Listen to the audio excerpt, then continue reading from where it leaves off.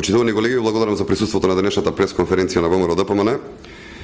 Вчера и денес станавме сведоци на неколку нови негативни феномени кои што говорат за профилот на Социјалдемократскиот сојуз и фактот дека ниту се промениле овие луѓе, ниту можат да се променат. Прво ги гледаме денеска како се фалат дека почнале додат по селата, но фалејќи им се испушти и кажа дека прв пат го прават тоа.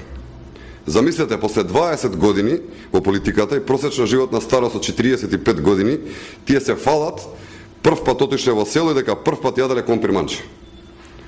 Ова е доказ за елитизмот на Социјалдемократскиот сојуз, дури и кога им одат дома со вакви изјави, ги навредуваат луѓето, ги потценуваат, дури и собствените членови каде што го поминуваат денот, заборавајќи да им кажат во колку квадрати и каде тие живеат.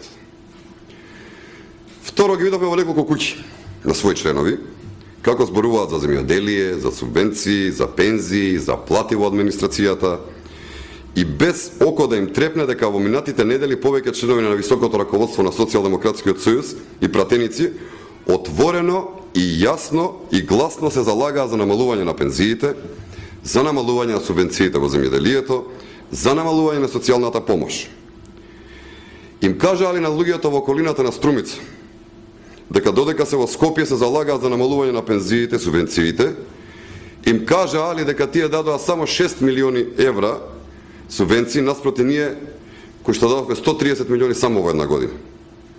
Или кога одат кај нив, тоа го премолчуваат. Зар мислите дека овие луѓе не разбираат и не се сеќаваат?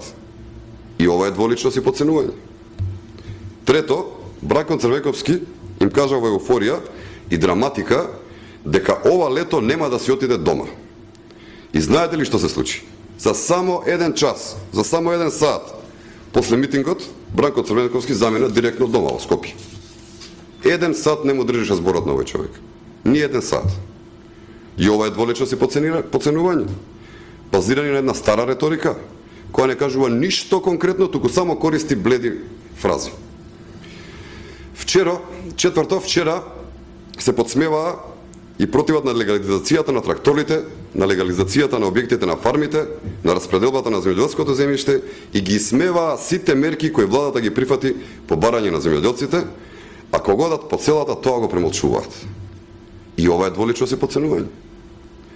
20 години го гледаме истиот Социјалдемократски сојуз. Ниту го менуваат однесувањето, ниту ги менуваат фразите и говорите. И вчера од Црвенковски го чувме сето она што го слушавме 20 години. Бранко вели: реки народ, а едва и собра 4000 лица, од кои 2000 ги донесе на сила од Валандово, Кавадарци, Неготино и Радовиш, со точно 45 автобуси, а другите 2000 под притисок од школите, комуналните предпријатија под контрола на Заев. Бранко вели дека судбината ќе ја земел во свој раце. Не вели дека пак ќе покажеле и докажеле како се води држава, дека враќањето назад немало, дека сигурно ќе победат, истите работи кои што 20 години наназад ги слушаме на секој митинг на Црвенковски и истите работи во кои нема никаква суштина, никаков предлог, никаква идеја. Како лента да готнал човекот. Во 12 мерки, колку што Социјалдемократскиот сојуз нема низ целата своја историја, ние предложивме само во еден ден. А да не зборуваме за останатите над 2000 проекти во изминатите 6 години.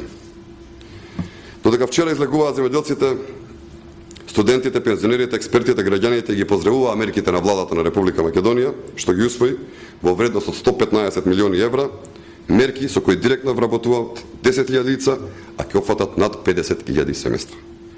СДСМ остана осамен да ги критикува.